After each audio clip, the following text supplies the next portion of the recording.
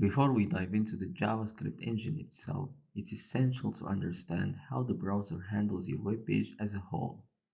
When you visit a site, the browser doesn't just display it instantly. It undergoes a series of steps to render the page efficiently.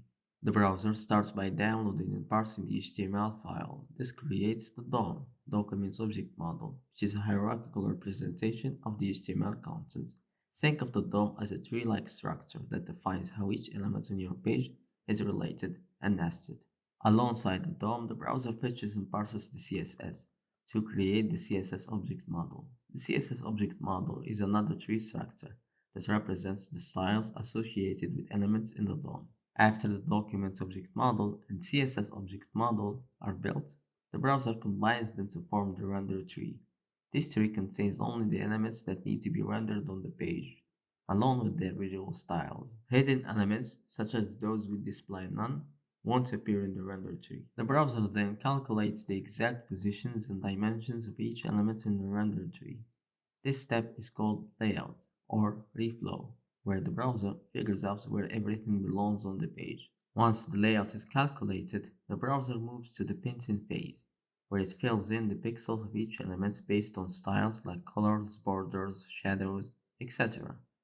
This is the moment when the actual visual representation is created, but still not quite rendered on the screen. Finally, the browser composites these painted elements into layers and assembles the layers together, drawing them onto the screen in the correct order.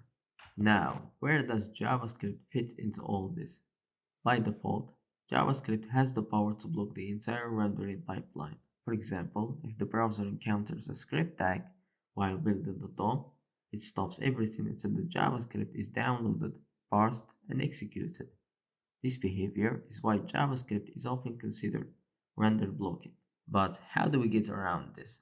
Modern browsers offer solutions like the ASYNC and defer attributes to manage script loading. The async attribute tells the browser to fetch and execute the script as soon as it's ready, without blocking the parsing of the DOM. However, if the script finishes before the DOM is fully built, it can still interfere with rendering. On the other hand, the defer attribute ensures that the script will only be executed after the entire DOM has been parsed and is ready. This allows the page to render without interruption and ensures that the script can safely manipulate DOM elements once they are fully loaded. But what happens when the browser hands off JavaScript to the engine, like V8 in Chrome? Here is where the browser rule ends and the JavaScript engine takes over.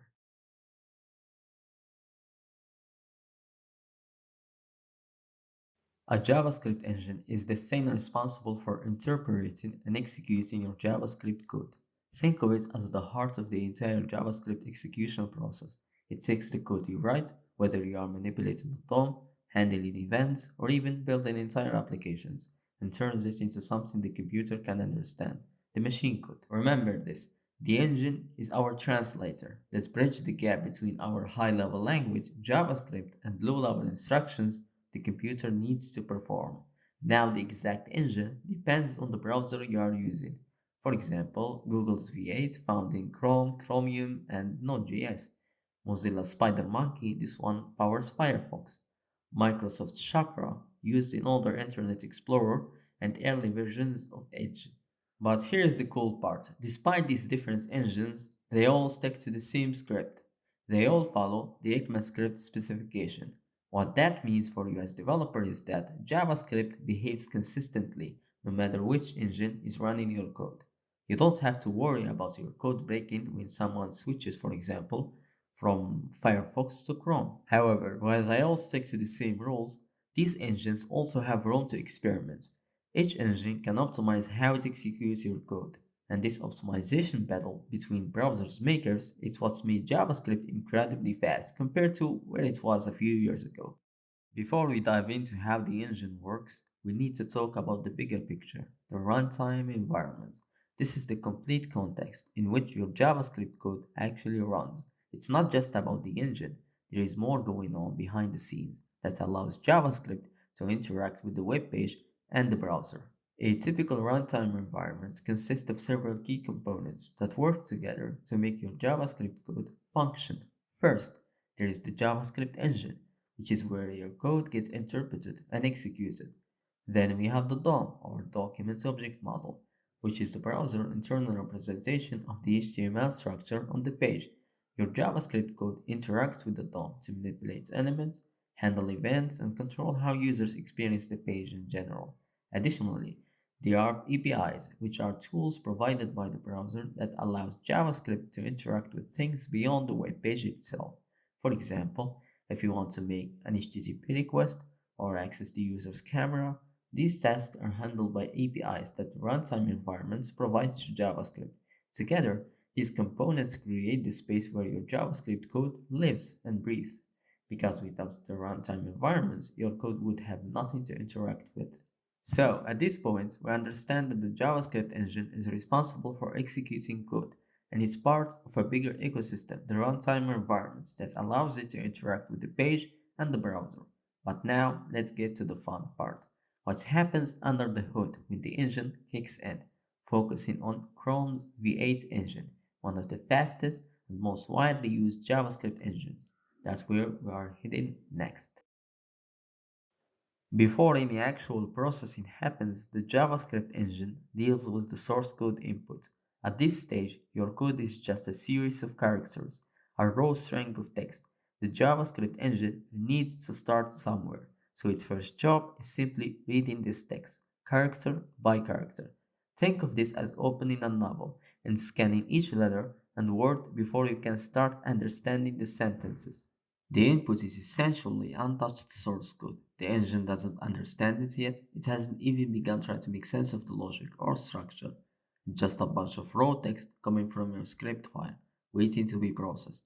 Now that the engine has read the source code, it begins its first real step in understanding it, lexical analysis, also known as tokenization. Think of this like breaking up a big block of text into manageable chunks. Here, the engine breaks down the raw text of your source code into meaningful chunks called tokens. Tokens are the basic building blocks that represent different elements of your code. Think of them as symbols the engine can understand. These tokens could be keywords like if, else, or function operators like plus, minus, or even individual variables name like x or my var. I will give you a very simple example to simplify it for you. Let's assume you have the variable x equal to 5. The tokenizer will split it into the following tokens. At this point, the engine isn't trying to be clever, it's just taking things at face value. Let, okay, that sounds like a keyword. 5 looks like a number. It's not worrying about what the code does yet. It's just breaking the raw source code into something manageable, token by token. Now that we have got our tokens, the next step is to bring some order to them. This is where parsing, also called syntax analysis, comes into play. You can think of parsing as organizing those tokens into a structure that makes grammatical sense. The engine needs to go from recognizing tokens to understanding how they relate to each other.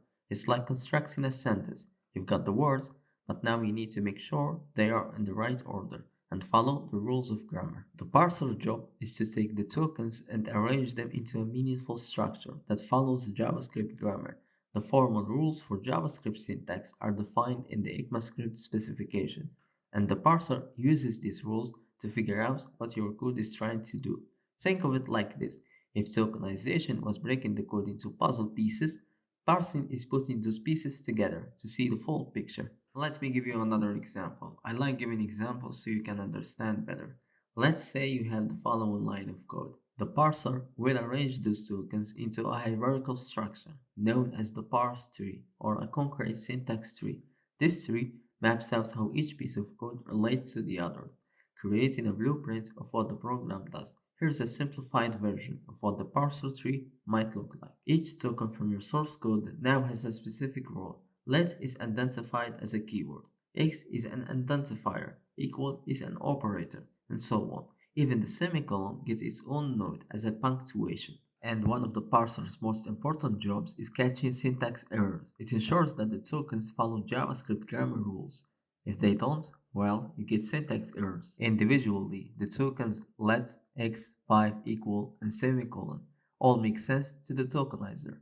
But when the parser steps in, it immediately detects that their order is wrong. 5 equals a semicolon? Well, that's not a valid JavaScript. So the parser throws a syntax error and lets you know that something's off before you get too far into execution. This early error detection is crucial because catching these mistakes during parsing time saves you from a world of hurt further down the line. And when things go wrong, and trust me they will, the parser doesn't immediately throw its hands in the air. Nope, many parsers implement panic mode, meaning they will try to keep going, skipping over the bad parts to give you a chance to fix multiple issues in one go. Instead of stopping dead at the first error, it skips over the bad part and resumes parsing at a safer point like a semicolons or closing bracket. This way, it can report multiple errors in a single run, making debugging faster. So, we have generated our parse tree. Congratulations, no syntax errors found. But the parse tree isn't quite enough for the JavaScript engine to execute our code efficiently. That's where the abstract syntax tree comes in. While the parser is concerned with representing every little detail of your code structure, the abstract syntax tree cleans things up. It strips out unnecessary information and makes the code more abstract, hence the name, while retaining the essential structure and relationships within the code. This abstraction is crucial for the next steps in code execution, such as interpretation and optimization. In the concrete syntax tree, every tiny detail, including punctuation, is represented. However, the abstract syntax tree simplifies this into core components. For example, the abstract syntax tree for the following code would look something like this. The parse tree is packed with information that, while necessary for parsing, it doesn't add any value to the actual execution of your code. For example, in a parse tree, things like semicolons, parentheses, or other minor syntax details might get their own nodes, but the engine doesn't really care about that level of details. It's not going to evaluate a semicolon or a parenthesis. What the engine needs is the core structure, variables, operators, expressions, and their relationships. The abstract syntax tree provides this into a simplified form, laying the groundwork for understanding deeper relationships in the code, such as control flow and expressions. This is necessary for things like scope resolution and variable hoisting and later phases of execution. Nodes in the abstract syntax tree represent different constructs in the code, such as expressions, statements, and declarations. These nodes form a hierarchical tree, where parent nodes represent broader structures like function declaration, and child nodes represent more specific components like identifiers and block statement within that function declaration. The relationships between these nodes are essential because they describe how various parts of the program relate logically.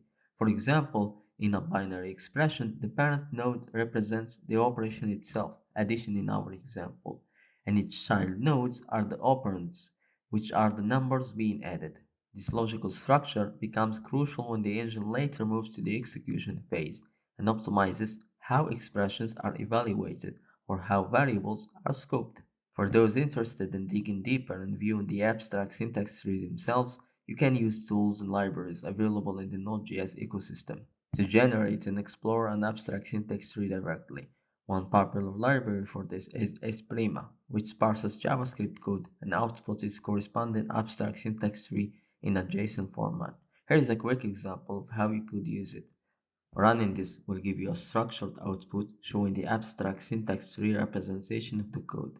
Tools like ESLint and Webpack actually depends on abstract syntax tree to analyze and transform your code. ESLint, for instance, uses abstract syntax tree to enforce coding standards and find errors, while Webpack uses abstract syntax tree to optimize and bundle your JavaScript files.